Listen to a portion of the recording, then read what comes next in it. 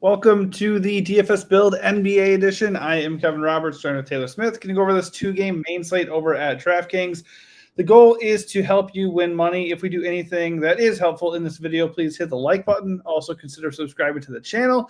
When you subscribe to the channel, you get alerted to future videos just like this, so hopefully that can help you out too. We do cover MLB at times. When NBA is over, we'll be doing MLB more regularly, and when NFL rolls around, we'll be doing videos for that as well. So be sure to subscribe if you're not doing so already. If you want extra advice and finalized picks for all the slates that we cover, be sure to head to our Patreon. Just $5.99 a month for everything we do, plus access to our Discord. Nice, growing, engaging community in there, and I guarantee you it will help you win. All right, so let's get to it. The way we do this, we go position by position, highlighting the top plays, talking about ownership and projections, and just kind of figuring out how we want to navigate the slate. And we'll even kind of agree upon our top play at each position to help you kind of map out how you want to build, just to give you a starting point, depending on how you play DFS. Okay, so up top, we have Anthony Edwards, by far the best projection of the slate. He is 9.5K, but really considering how good he's been and the fact that we only have 2 games here, like, he's not that expensive, so 9.5K for him. I'm totally okay with getting there, especially since his projection is so nice and he has a massive ceiling. He is going to be owned. There is Jalen Brunson also for $1,000 less. He looks a little bit too cheap, but massive game 4 here for Boston. I kind of assume the Celtics are going to come in just as hungry as they did the other day, and I assume that Boston will win. So right now, personally, like, I think Brunson's an amazing value based off of his usage and where he's been at for most of the year. But I think between the two, I do lean Ant. How about you? Yeah, I agree. I'm not like super heavy on Ant either, but the way the lineups are coming together right now, like, I'm just playing other Knicks, namely Karl Anthony Towns. So I'm naturally not really getting to Brunson, which never feels good. Like, I always feel like I'm underweight in Brunson, and I kind of have to sweat it out when he's scoring 20 points in the fourth quarter every game. But it's not a good spot. He hasn't been amazing in the series so far anyway, even though they're up 2-1. Like, the Knicks as a whole look like good values again, because every single slate they look like good values. So I'm not going to talk you out of Brunson, but personally, I'm pretty unlikely to have a lot of him. I do think Edwards is a pretty good play, but he's also someone that I'm not like building around. He will appear in the occasional lineup as a spend, but not a priority as of now. I think considering the situation, for me, Brunson is a guy that I'm going to get a little bit more interested in if he's low owned. Like the other day, he was like 12, 18% owned. At least that was a projection. So it's like, okay, I'll go over on Brunson a little bit. But if like the field's going to be at like 40 to 50% ownership, the only real draw would be the usage and the price. And I just don't think it's enough to pull me in. So if I land on Brunson, I'm okay with it. I think Ant just feels like, I just feel like the ceiling is better with him right now. So I think if I'm going to do it, I'm going to go Ant over Brunson. The other thing is, by the way, Brunson is only point guard eligible, so kind of a big deal. 2-game slate where there are other priorities too. On top of that, there is decent value here. Derek White at 6.7K. You've been on him like this entire series. Last game, he was just okay, but the previous 2 games, he crushed. So, like, Derek White has been a good play. Yeah, I'm just choking over here. But Derek White's been a good play. The price has not really gone up, 6.7. Porzingis is not a factor in the series right now because non-COVID related illness, for sure. So I'm okay with White. I think, though, this is a slate where I'm kind of gravitating more towards the Golden State stuff. So Podziemski is where I'm starting off here. 5.3K for a guy who's going to push 40 minutes. He's going to have a big role with no Curry. That's where I'm starting at point guard personally. How about you? Yeah, it's just really hard to get away from him. Hasn't been in the playoffs kind of as a whole, but on the season with Curry out, he's kind of up toward a fantasy point per minute. So really good value again tonight. Really hard to get away from.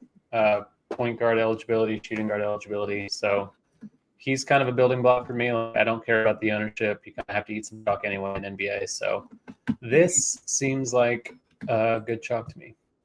Yeah, and like it's 2-game slate, so 30%, that's not even that chalky. Like it seems like right now the popular build is trending towards like who are the other guys? Buddy Hield and Jonathan Kuminga. And I like those guys a lot, and we'll get to them a little bit. But if the ownership is going to gravitate towards those two guys first because they're cheaper, I tend to want to go overweight on Jimmy Butler and Podziemski. I'm assuming you're probably aligned there, but we'll talk about the other guys in a little bit. First, rounding out point guard, DiVincenzo was atrocious last game. Foul trouble off the bench, only played like 15 minutes. He had, 3 fantasy points? It was horrible. So that really screwed me over personally. But he still is in play at 4.3K. If he can avoid foul trouble, he does have a ceiling off the bench. If you want to pivot to Mike Conley, that's okay. Mike Conley is the way more owned guy here, though, so I do like DiVincenzo quite a bit. It just is going to come down to, like, how bad do I need to take that risk? Right now, Conley's coming in, triple the ownership of DiVincenzo, basically. So I think if that's going to be the case, I do actually have a lot of interest in the Red Inferno. Didn't know that was his nickname. Or the Big Ragu? Atrocious. Is that one of them? The Big Ragu? Big Ragu. Mm-hmm. He's been pretty horrible the whole playoffs. He's like every game he's shooting like 30%, and it's been quite a while. Like I don't know if he's playing through injury or what's going on, but he cannot make a shot. And he's usually not going to do anything else while he's out there either, which is a little problematic. So I think he's okay because he's cheap and usually has a role. Like, if he dealt with fouls in the last game, that's one thing that you can't really account for. So he's fine. I'm just getting a lot more Podziemski. I'm getting a little bit of Conley, even though that never feels like something to do, especially if he's owned. But he's cheap, and super cheap value is kind of hard to come by. So don't love it. Don't really love either of them. Like Podziemski is just a way better play than both. So I'm just very heavy over on him. And then I kind of have like a dusting of those T-Wolves guards. Oh, yeah, let it be clear. If we're looking at just point guard, it's Podziemski. If we're looking at Podziemski versus those two guys, it's 100% Podziemski every time for me. I think DiVincenzo is interesting, though, if you want to eat the value with Pod at point guard, and then you're not sure yet what to do at shooting guard, because he is shooting guard eligible, whereas Conley is not. So I just think if the ownership is going to be that heavy on Conley, like they're really overreacting to the last game specifically, I think betting on DiVincenzo at 4.3 is a really nice way to get some pretty unowned value. Another guy that is a little bit unowned, I mean, two guys really, if you want to talk about both, just to wrap up this position, Peyton Pritchard and Drew Holiday. I mean, I guess Derek White is the safer guard right now for Boston. Not I guess, he definitely is. But those guys are really cheap, and they're not going to be owned. Do you have any interest in those dudes? Yeah, I like Derek White a good amount. I don't love that he's still point guard only for whatever reason, but getting a lot of him. He's not my highest owned Celtic as of now, but perfectly fine play. Like it's Podziemski for me here, and then probably White, a little bit of Edwards, but I think probably more so at shooting guard. Let's see, is Gary Payton point guard or no? Is he shooting guard, small forward? Yep. Yeah. So I guess we'll get to him, but point guard's not amazing tonight. It's kind of the weakest point guard slate we've had in a while. Indeed. All right, so I think we're pretty aligned here. Pod to start things off at point guard. I think just in general, like this does not mean lock in Podziemski in every single lineup. It just means we both really like Podziemski. If you were doing just a hand build or a single entry, Podziemski is going to be in my lineup, in that case. And I would just be overweight on Podziemski and just not really worry about the ownership. I'm pretty sure you agree. So shooting guard, we already talked about Ant. New guy on the board here, Jaylen Brown. I think he's okay. 7.2 is a really nice price. Decent projection. Like I said, I'm leaning Boston heavily in this game. I do not think the Knicks – I think it's going to be a blowout probably, but I'm not going to play for the blowout. But Brown is good. Like I don't have any problem getting him at 7.2. The problem there is blowout risk be damned. The Knicks guys still look really good. Starting with Mikal Bridges at 6K flat, you just know he's going to push for 40 minutes. I just think dollar for dollar, he feels a little bit better than Jaylen Brown. I think Brown's way safer. He does have a higher ceiling, but right now between the two, I am leaning Bridges. I'm leaning Brown just because I think he's the more egregiously underpriced of the two. Like Bridges at 6K is cheap, but not like egregiously cheap. Brown for 7.2 is clearly a value. So I'm getting a lot of him right now. I don't really care about the ownership. Like he's just too cheap for who he is, the ceiling he has. He's another guy who's been kind of banged up and hasn't been in amazing form in the playoffs. But for the dollar and at this position where like Podziemski is good, Buddy Hield, another good value. But beyond Bridges Brown, there's not a lot else to love here. I guess Edwards at the top too, but as of now, Brown is the one I have the most of by a pretty decent margin. I think the thing, like, I don't have really anything bad to say about Jaylen Brown. I think the thing is, I don't really want to live there in the mid range. I think I prefer Cat at 7.6 if I'm going to go get somebody in that price range, and then after that, I'm going to go look at like Jimmy. Yeah, I'm just saying. Then I'm going to go look at like Jimmy and Ant and Tatum. Like that's probably where I'm at. Like if I land on Jaylen, no problem at all. I just think Mikal is a little bit more interesting also because he's going to be possibly half as owned as Jaylen Brown. By the way, though, Buddy Hield is getting monster minutes. He wasn't good last game, but he's been really good overall in the playoffs for the Warriors lately, and they need him, obviously, with Curry out. I think Buddy Hield looks like an awesome play again at 4.7. I do think still, like I was suggesting, you can definitely look at the ownership of Hield and Kuminga and kind of pick your spots or maybe build a rule so you're not having all these same Warriors together in every lineup. So, like, just an example would be go over on Jimmy and Pod and go under on Kuminga, or go over on those two guys and go under on Hield, or maybe just go get those two with Hield and then fade Kuminga. You can just do a max 2, like in your optimizer, just set a max 2 rule for, Buddy, Pajemski, and Kuminga, and that'll do what you want. Yeah, as long as they're not always max 2 Kuminga and Hield together and ignoring, Jimmy and Pod. That would be just a clear thing to keep in mind. So I would vote for Hield here, but it sounds like you are majorly team Jaylen tonight. Yeah, I mean, Buddy too. Like Buddy's in most of my lineups. It's just the way they're structured. He's kind of in the guard spot because it's the later game, and I put the earlier guys obviously in the first slots. So sure. If you want to put Buddy in, I don't have an issue with that. He's clearly one of the best plays on the slate.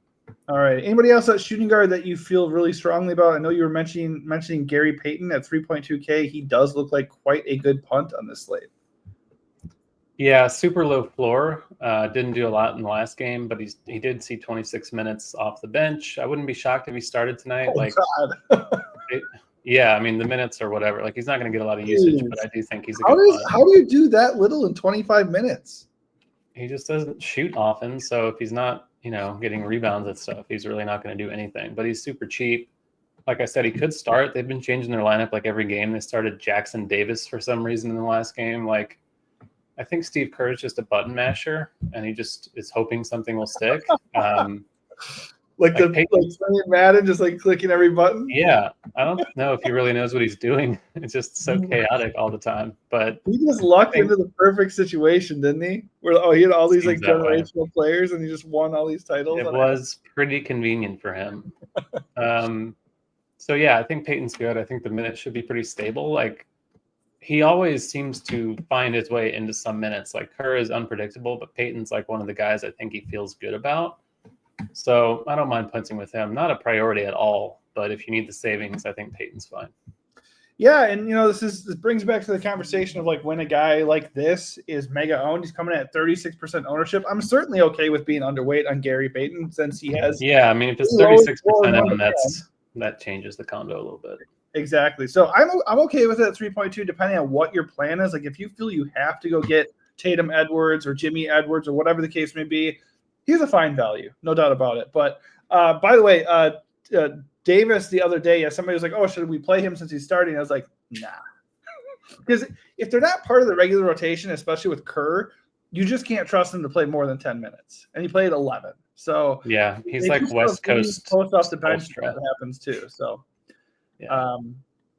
yeah, cool. So we're aligned there. Don't see anything else at shooting guard that I have to play. I feel like you mentioned like Nah a couple slates ago, and he just went off. Do you have any interest in playing Nah, especially since the price and like projection is pretty similar to Peyton, but the ownership is not even remotely close? His minutes are just kind of unpredictable. Like I think he feasted in garbage time. That was pretty much a blowout. That one game he did well. You still nailed that one. 30 fantasy points. It's just a huge risk. So I feel better about Peyton even in ownership.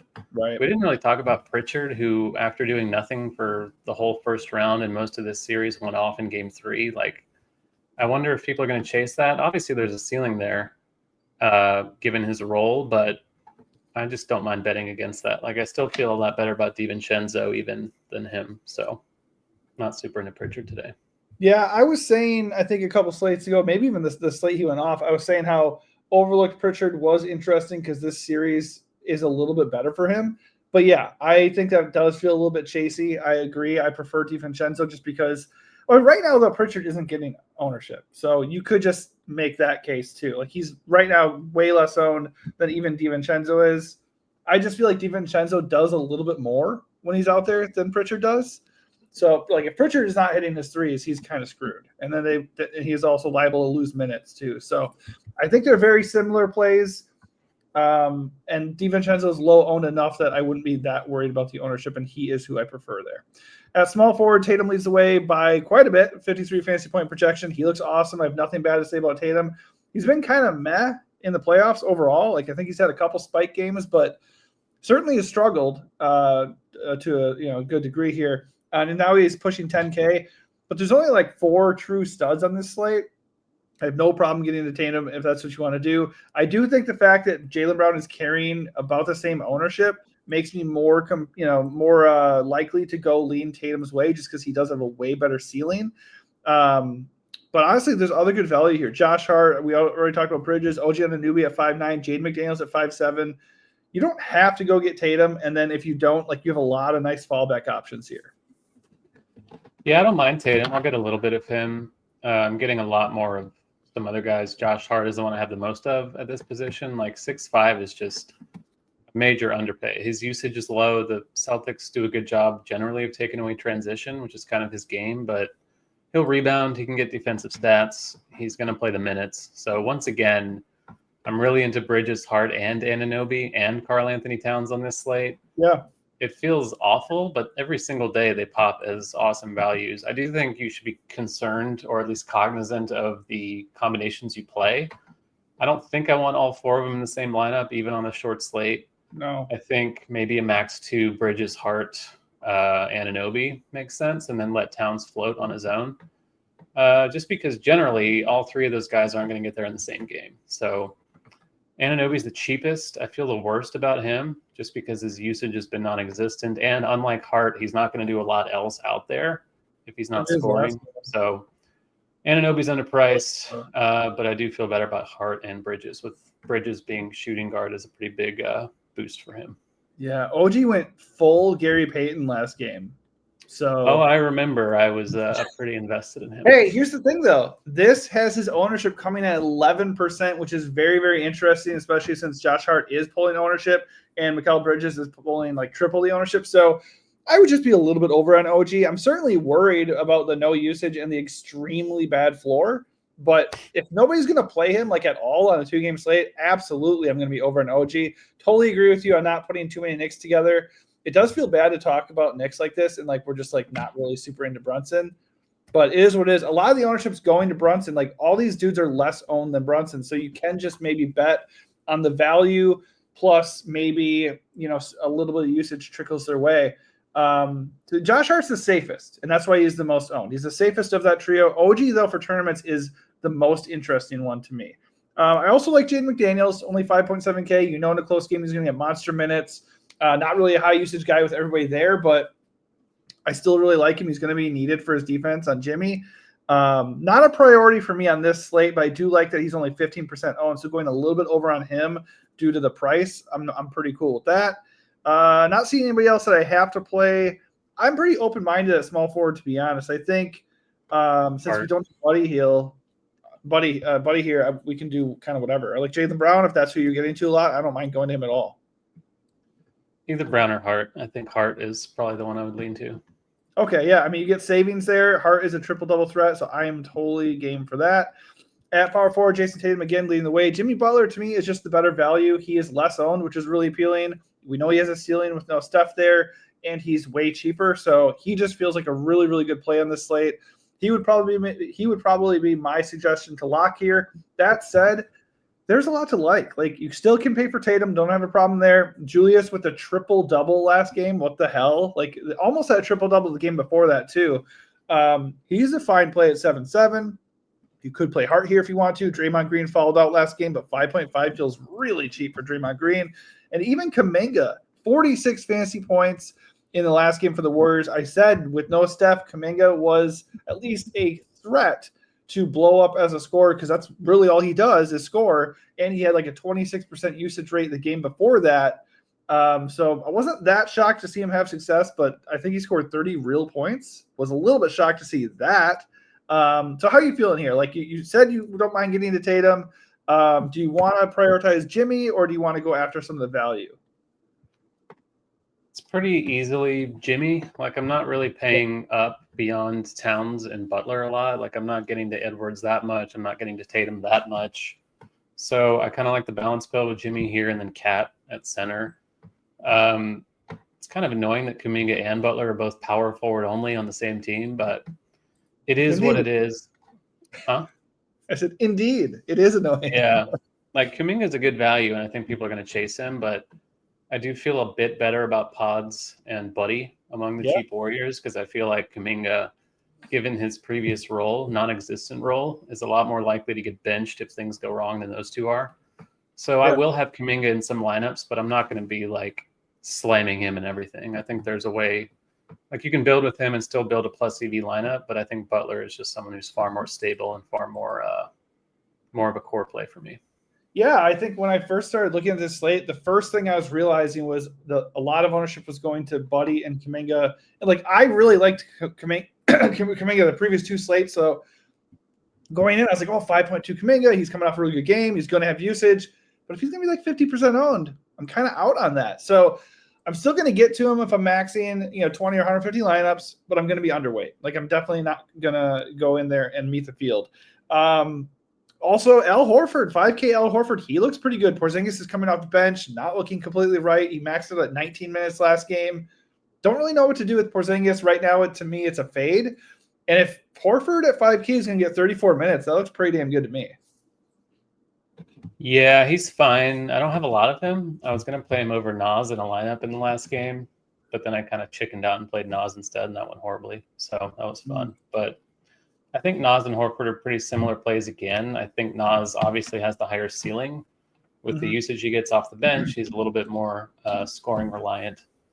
But both are fine plays. I just think Kuminga, I think I would have a little bit more of. And then Draymond, just like really underpriced, 5,500 power forward center. I like that quite a bit. Yeah, I mean, Dre, Horford, Reed, all those guys are going to be less on than Kuminga. You can certainly make a case for Kuminga. There's a reason why he's chalky, but you have three really viable options to pivot to, honestly. So that's another reason why I think going a little bit underweight on Kuminga makes a lot of sense on the slate. I'd say right now, though, we're kind of in agreement. Let's lock in Jimmy as like our top price stud. If we get to Tatum or these other guys, fine, but we're starting out with him as like the priority if we're paying up, correct? Yes, sir. All right, so let's lock him in, and then we'll kind of just let the hour. We actually have to get a center as well. All right, so at center, we both like Towns. Don't have to really go further into that. I'm okay with Julius, especially since he projects pretty much the same, price the same, but way less owned. So that's very appealing. Not into Rudy, and I'm fine with Draymond, Horford, or Nas. I like those guys as values for sure. They just feel like direct pivots away from Kuminga, so that's very appealing. But for me, it's Cat. I'm locking in Cat at center. I'm not really thinking about it that much. Yeah, the ownership's going to be pretty high, but I don't mind it. Like he's clearly underpriced. The ceiling hasn't really been there in the playoffs, but we know it's in there somewhere. So really hard to get away from Towns. Plus, center is not really a great position. There's not a ton of opportunity costs, so locking him in feels pretty easy to do. As far as value goes, like there is another guy on the board that we could consider, Mitchell Robinson. Any thoughts on him at 3.9K? He's fine. He's been kind of getting boosted because the Celtics are hacking him when he's out there, so he's taking a ton of free throws. Like they're trying to get the Knicks to take him off the floor. I don't know if the Knicks will eventually comply if this goes south for them. I think he's fine just because of the role, but not a major priority. I think I'll just find like Draymond, Horford, Nas Reed. Those are all value centers I'm getting more of than Mitchell Robinson. Yeah, that's totally fair. Okay, so I ran the system here with the 5 guys we locked in, and the last 3 guys in are chalky-ass Kuminga, your boy Jaylen Brown, and Al Horford. Like I said, I'm fine with all those guys, really. But if you're looking at this lineup that we have before us here, and, locks aside, that's just to give you a visual here of the guys we really like, what would you change to get different? If you're going into a single entry and this is the optimal lineup and you're going to make one or two changes to get different, what would you do? What's the first thing that you would do probably? I would look at the top several lineups and compare the projected ownership and the fantasy point projection and just see like what the one below it is. Like the top one here is 264 fantasy point projection, 325 aggregate ownership. The one below it projects to be slightly more owned and projects worse, so that's not one I would play. Right. The one below it is quite a bit less owned and only slightly lower projection with Conley, Brunson, and Green, so that's pretty interesting for a tournament. But, single entry, just the top one at 325 is, I think, okay. But I'd probably just kind of shop around and compare the ownership. Like you can give up some projection if you're getting an ownership edge in a single entry without going too far off of the optimal. Like I might sacrifice, depending on field size, like if you're playing a 2,000 person single entry contest, I think you can sacrifice like as much as 5 to 7 fantasy points in median just to get the ownership edge without going too far off the reservation. So I would just kind of compare the top lineups and pick one that way. All right, totally fair. And where I stand, I think looking at this lineup specifically, I would just get off of Kuminga and look for a way to, attack somebody that is just going to be significantly less owned than him, but maybe projects not too far away from him. All right, that is going to do it for us here. Hopefully this helps you out. If it does, hit the like button, subscribe to the channel, and also consider joining our Patreon, just $5.99 for the entire month for everything we do, plus access to our Discord. Thanks for watching, and good luck.